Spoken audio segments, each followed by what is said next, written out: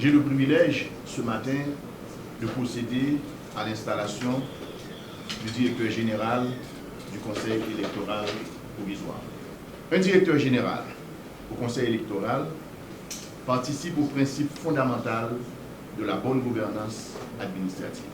En effet, ce poste au Conseil électoral existe depuis le décret du 16 juin 1989 réglementant le fonctionnement du Conseil électoral permanent. Il est aussi prévu dans la loi du 12 février 2008 portant déclaration de patrimoine par certaines catégories de personnalités politiques. Et c'est la raison pour laquelle l'article 24 des règlements généraux du Conseil électoral provisoire du 18 janvier 2008 avait institué ce poste. Le directeur général du CEP est placé sous l'autorité du conseil d'administration. Il est chargé de la mise en œuvre des décisions du conseil d'administration et d'assurer la continuité de l'action du CEP conformément au décret. Le gouvernement a une seule position qui est résumée en trois points.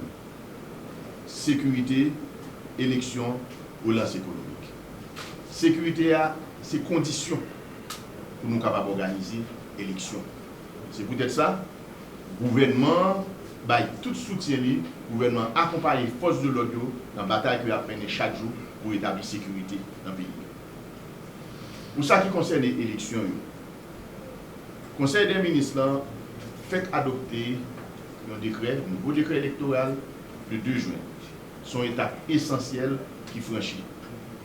Pour ça qui concerne le décret, c'est une proposition que le Conseil électoral a fait à gouvernement et le Conseil des ministres a profité bon côté par lui, prendre de nouvelles dispositions pour les renforcer le document pour nous capables d'éviter une série d'erreurs qui étaient produites dans le passé, qui étaient toujours mis les pays dans le courir, dans la tête chargée, diviser la société et puis créer instabilité. Parmi les nouvelles dispositions, nous sommes capables de citer quelques. Un parti politique besoin pour plus petit 30 000 membres enregistrés pour les capables de participer dans l'élection.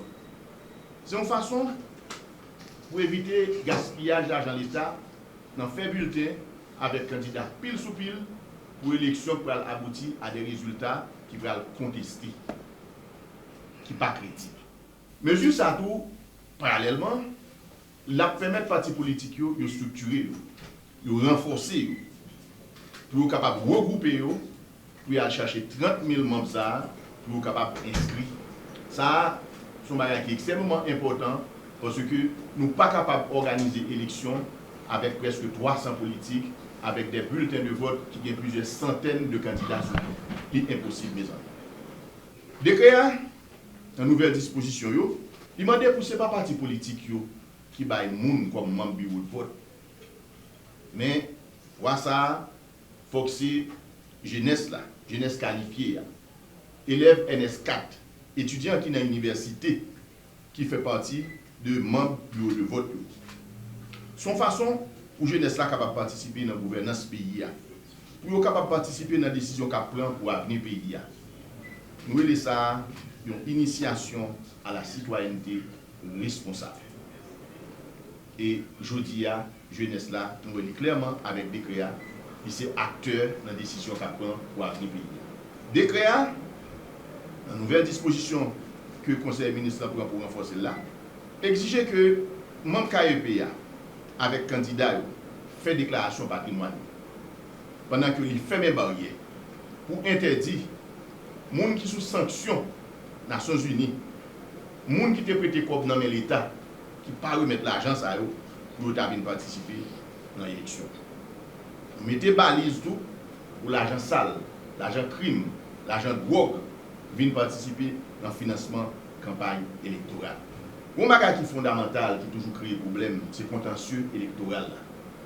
Pour le contentieux électoral, la première mesure qui prend dans la nouvelle disposition, c'est que le contentieux va vider dans la commune côté élection qui a été faite là. Ce n'est pas Port-au-Prince, tout le bagage qui vient brasser, son façon pour nous décentraliser la question contentieuse. Décret, nous prenons pile disposition là-dedans et tout, pour, ce n'est pas le même conseil électoral là, qui juge et parti dans le contentieux électoral là, pour propre décision, les fin prend, au soit, résultat, les fin bail lui-même. Contentieux électoral noir sont sous d'instabilité, ils subissent un pile critique, parce que le contentieux il pas répondre aux standards internationaux du tribunal électoral. C'est peut-être ça, nous modifier, nous renforcer. Monsieur le directeur général, votre responsabilité est clairement établie dans le décret. Votre expérience et votre parcours sauront vous guider dans vos décisions. Qu'ils contribuent à la tenue d'un processus électoral crédible pour l'avenir de la démocratie et du pays. Sur ce, je vous déclare installé dans vos fonctions. C'est avec une conscience aiguë des lots de responsabilités qui m'incombent et avec la gravité que commande ce moment dans un contexte de crise politique, économique et sociale que je prends aujourd'hui officiellement mes fonctions de directeur général du Conseil électoral provisoire. Je prends également acte de ma mission, une mission lourde, exigeante, mais dont l'accomplissement est à ce stade de l'histoire du pays absolument indispensable. La nation compte sur nous, le peuple attend de voir nos actions et nous n'avons pas le droit de le décevoir. En tant que directeur général, je prends l'engagement ferme de travailler en synergie avec tous les membres du Conseil, d'aller dans la bonne direction. Le décret électoral est clair sur la répartition des rôles. Le Conseil d'administration définit les grandes orientations et la politique générale du CEP, tandis que la direction générale assure la mise en œuvre des décisions et la coordination de l'ensemble des structures. Je m'inscrirai strictement dans ce cadre, dans le respect des attributions de chacun et dans une logique de complémentarité. C'est bien cela l'enjeu, permettre à chacun de nous de poser sa pierre dans la construction de cette gouvernance démocratique dont le pays a besoin pour sortir du bourbier dans lequel il se trouve. Il ne s'agit pas de qui a raison ou tort dans les querelles qui ont précédé ma prise de fonction, il s'agit de savoir si nous sommes collectivement capables de dépasser ces désaccords pour nous concentrer sur l'essentiel. L'organisation d'élections crédibles qui permettront à Haïti de retrouver des institutions fonctionnelles. Je tends les mains pour une pleine collaboration effective et respectueuse avec les membres du conseil d'administration dans le respect total des fonctions et des attributions de chacun. J'aimerais rassurer tout le monde de mon engagement total pour continuer à mettre de l'ordre dans le travail de l'institution et veiller à ce que les ressources publiques soient gérées d'une manière efficace, transparente et responsable en tenant compte des conditions difficiles de notre pays. Je serai un directeur général ouvert au dialogue, à la concertation, aux suggestions, mais je serai aussi un directeur général rigoureux sur les principes, sur les délais, sur la qualité du travail produit, parce que les exigences du processus électoral ne laissent aucune place à la complaisance. Chers membres du personnel du CEP, je tiens tout d'abord à vous féliciter pour vos engagements et pour le travail accompli, jusqu'ici dans des conditions souvent difficiles. Vous avez maintenu cette institution en vie, même dans les moments de turbulence. Cela témoigne de professionnalisme et d'un sens du devoir que j'honore et que je reconnais pleinement. Aujourd'hui, je vous invite à mettre vos compétences, non dans la résistance au travail, mais dans une gestion rigoureuse et proactive de vos directions, sections et unités respectives. Soyez proactifs, prenez des initiatives dans le cadre de vos attributions, anticipez les problèmes plutôt que d'attendre qu'ils se présentent. Informez-moi des difficultés avant qu'elles ne deviennent des blocages. Je suis le directeur général, mais sans vous, il m'est impossible d'aider le conseil d'administration à atteindre ses objectifs. Cette évidence, je veux la garder à l'esprit à chaque instant. La participation de chacune et de chacun d'entre vous, orientée dans la bonne direction, est cruciale dans le contexte actuel. Je remercie M. le Premier ministre et son gouvernement pour la confiance qu'ils ont placée en ma personne pour conduire ce chantier titanesque. Je ferai tout sous l'autorité du conseil d'administration du CEP et avec l'appui de l'ensemble du personnel pour faire avancer le processus et permettre la tenue des scrutins dans les délais. Je compte sur le gouvernement pour mettre à la disposition du CEP les ressources nécessaires à son fonctionnement.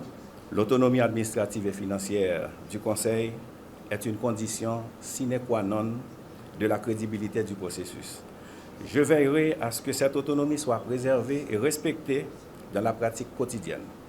Les scrutins ne peuvent se tenir sans des ressources humaines, financières et matérielles adéquates.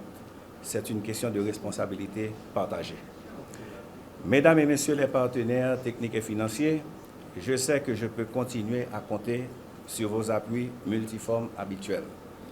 Et je vous en remercie déjà. Votre accompagnement technique, financier, logistique est et demeurera une ressource précieuse pour la réussite de ce processus. Haïti a besoin de vous, le CEP a besoin de vous. Je m'engage à entretenir avec vous une relation fondée sur la transparence, la redevabilité et la communication régulière. Les ressources que vous mettez à la disposition du CEP seront utilisées de manière efficiente et rigoureuse, conformément aux engagements pris et aux objectifs du processus électoral. Je vous invite à rester proche de nous, à nous faire part de vos observations et de vos recommandations. Votre expertise internationale est un atout précieux pour renforcer la qualité et la crédibilité des élections à venir.